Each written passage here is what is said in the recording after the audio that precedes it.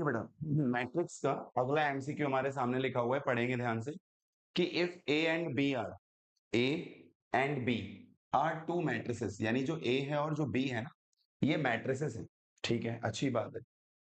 इस प्रकार है कि जब हम ए का इंटू बी से कराएं यानी ए बी, तो ए बी हमारे पास इक्वल आता है कैपिटल ए के। ठीक है ना, देखा है ना, A B equal to A और B A equal to B.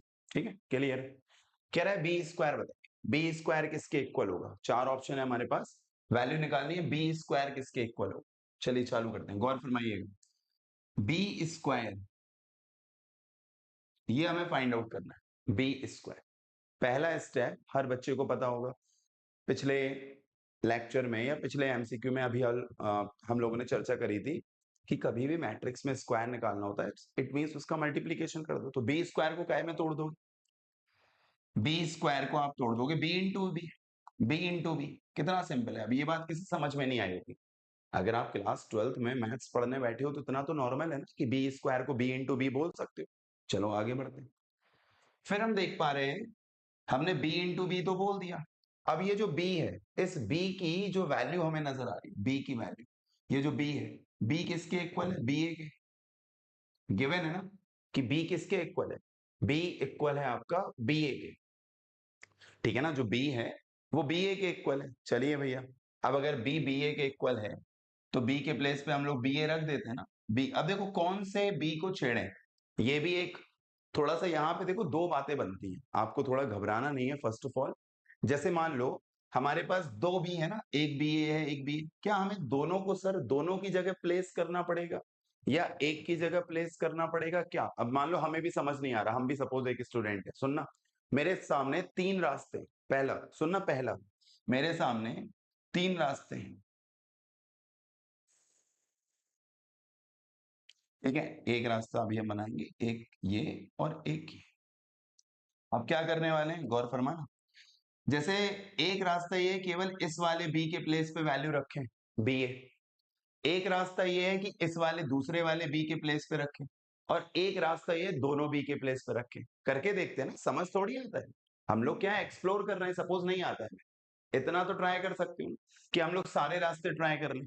तो पहला क्या है, इस वाले बी के प्लेस पर b is equal to B A रख देते हैं। b is equal to B A, तो b के प्लेस पे रख देंगे बी ए, बी ए। और फिर ये वाला भी अपन ने बिल्कुल टच भी नहीं किया। अच्छा, एक ऑप्शन हमारे पास ये है कि अभी आपने क्या किया, अभी आपने बेटे क्या किया, अभी आपने किया ये जो दो, बी स्क्वायर चाहिए था, फिर से बता रहा हूं, बी स्क्वायर चाहिए था, बी स्क्वायर को स्प्लिट किया बी इंटू बी में। फिर मैंने देखा कि भाई क्वेश्चन में तो हमें यार ये वैल्यू दे रखी है, ये वैल्यू दे रखी है, क्या दे रखी है कि जो बी है वो इक्वल है बी ए के। अब हमें बी नजर आ रहा था तो बी के प्लेस पे बी ए रखने का मन हो रहा है, क्यों? क्योंकि गिवन है कि बी इक्वल टू बी ए है। तो अब वो बी, कौन से बी के प्लेस पे बी ए रखें? तो मैंने अभी क्या किया, फर्स्ट वाले बी के प्लेस पे रख दिया बी ए, और सेकंड वाला बी अनटच्ड रखा, उसको नहीं छेड़ा। ठीक है, सेकंड ऑप्शन मेरे पास ये था कि मैं फर्स्ट वाले बी को कुछ ना करूं, फर्स्ट वाला बी ऐसे ही लिख दूं, सेकंड वाले बी के प्लेस पे बी ए लिख दूं। और थर्ड ऑप्शन मेरे पास ये था कि मैं दोनों बी के प्लेस पर बी ए रख दूं, यानी फर्स्ट वाले बी के प्लेस पे भी बी ए लिख दूं, फिर सेकंड वाले बी के प्लेस पे भी बी ए लिख दूं, क्योंकि हमें b is equal to B A given है क्वेश्चन। अब अगर आप मैट्रिक्स में एक रूल जानते हैं कि एसोसिएटिव प्रॉपर्टी होती है, जिन बच्चों को अगर नहीं पता है थोड़ा सा यहाँ ध्यान दीजिएगा, मैं बता देता हूँ एसोसिएटिव प्रॉपर्टी क्या होती है मल्टीप्लीकेशन में। कि अगर आपके पास तीन मैट्रिक्स है एबीसी और एबीसी, अब आपको इनका इंटू कराना है। आप पहले ए और बी का इंटू कराएं, फिर उसमें सी का इंटू करा दें, या फिर पहले आप बी और सी का इंटू कराएं फिर ए का कराएं, इक्वल रहते हैं। ठीक है ना, लेकिन तब जब उनका मल्टीप्लाई पॉसिबल हो, क्योंकि मैट्रिक्स के अगर आपने थोड़े कॉन्सेप्ट पढ़े हो तो ये पता होना चाहिए कि मैट्रिक्स का मल्टीप्लीकेशन हमेशा पॉसिबल नहीं होता है। उनकी ऑर्डर वगैरह चेक करनी पड़ती है, कॉलम्स ऑफ प्री मल्टीप्लायर और रोज ऑफ पोस्ट मल्टीप्लायर। ठीक है ना, वो चेक करना पड़ता है। मल्टीप्लीकेशन का जब कॉन्सेप्ट एक आध एमसीक्यू में पड़ेगा तो पूरा डिटेल से बताएंगे, फिलहाल नहीं है। फिलहाल आपको मैं क्या सिखाने की कोशिश कर रहा हूं, आप इतना जाने कि अगर तीन लोग हैं, तीन मैट्रिक्स हैं आपके पास, और तीनों मैट्रिक्स मल्टीप्लीकेशन में, ब्रैकेट लगा हुआ है फर्स्ट और सेकंड में, तो आप उस ब्रैकेट को फर्स्ट और सेकंड से रिप्लेस करके सेकंड और थर्ड पे लगा सकते हो। This is known as associative property of multiplication. अगर कभी ऐसा है तो आप अप्लाई कर सकते हो। तो चलिए आपको दिखा देते हैं ना, प्रीवियस क्वेश्चन में हमारे पास ऐसे ही तो है। एक काम कर लेते हैं, ये जो फर्स्ट और सेकंड में यानी बी ए, जैसे ये जो बी ए ब्रैकेट के अंदर लिखा है, अभी हाल आपने एसोसिएटिव प्रॉपर्टी में क्या पढ़ा है कि जो ब्रैकेट है, अगर फर्स्ट और सेकंड मतलब तीन लोग हैं, फर्स्ट सेकंड ब्रैकेट में, तो आप उनका ब्रैकेट हटा के लास्ट के टू पे ब्रैकेट लगा सकते हो। चलिए लगा देते हैं। क्या करना है, इक्वल फर्स्ट और सेकंड, ये ब्रैकेट हटाओ, बी लिखा है, ए लिखा है, बी लिखा है, अपनी जगह ब्रैकेट लास्ट टू में लगा दी, कुछ भी नहीं किया, बस अपन ने क्या किया, ब्रैकेट लास्ट टू में लगा दी। जो फर्स्ट और सेकंड के ऊपर ब्रैकेट लगा था, आप देखिए बेटा लिखा वही है, B B A A B B, लिखा वही है, फर्स्ट और सेकंड वाला ब्रैकेट लास्ट के टू में लगा दी। ठीक है।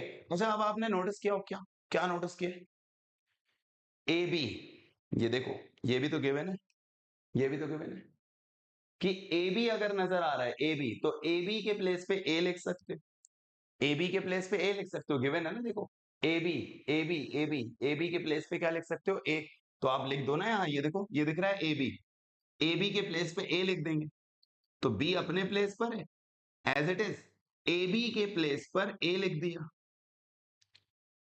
ए बी के प्लेस पे ए क्यों लिख दिया, गिवन है ना, A B is equal to A, तो ए बी के प्लेस पे ए लिख दिया। अब अगर आप आगे नोटिस करें तो हमारे पास बी ए बचा, और बी ए पहले से ही बी ए किसके बराबर है, बी के बराबर है, तो बी ए के प्लेस पे अगेन आपने बी लिख दिया।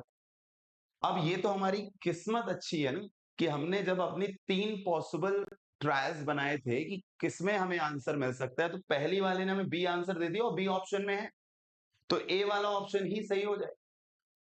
इसको और इसको करने की जरूरत ही नहीं है, और इसको करने से कुछ होगा भी नहीं, ये भी कंफर्म है, तीनों में से एक ही बात। लेकिन हमने आपको तीनों बातें ट्राई करने को क्यों कहा था, क्योंकि सपना थोड़ी आ रहा है हम लोग को कि कौन से वाले बी को हमें टच करना था स्टार्टिंग में, कि जैसे बी स्क्वायर निकालना था, अब बी स्क्वायर को बी इंटू बी तो लिख दिया, लेकिन अब ये जो हमारे पास बी थे वो दो थे, कौन से वाले बी को टच करने से होगा ये वाला, ये चीज किसी को समझ नहीं आती, किसी होशियार बच्चे को भी नहीं आती, वो तो वो दिमाग में कर लेता है, फिर दिमाग में करने के बाद फेयर में सीधे अच्छे वे में करता है। बट अगर हमारे पास दिमाग कम है, मेरी तरह है, ठीक है ना, कम दिमाग है, तो आप सारे बी में एक्सप्लोर मारो ना, क्या कि हमें किस बी को टच करना चाहिए, फर्स्ट वाले बी को टच करना चाहिए, या सेकंड वाले बी को टच करना चाहिए, या दोनों बी को टच करना चाहिए। तो मैंने पहले ऑप्शन में जो फर्स्ट वाला बी था उसको केवल टच किया था, और बी के प्लेस पे क्या लिख दिया था, बी ए, फिर एसोसिएटिव प्रॉपर्टी लगाई, और ये पहली से आ गया, तो ये पक्का है, दूसरे और तीसरे से अब कुछ नहीं होने वाला, ना ही उसको आप जैसे हम आगे बढ़ा के दिखाते हैं,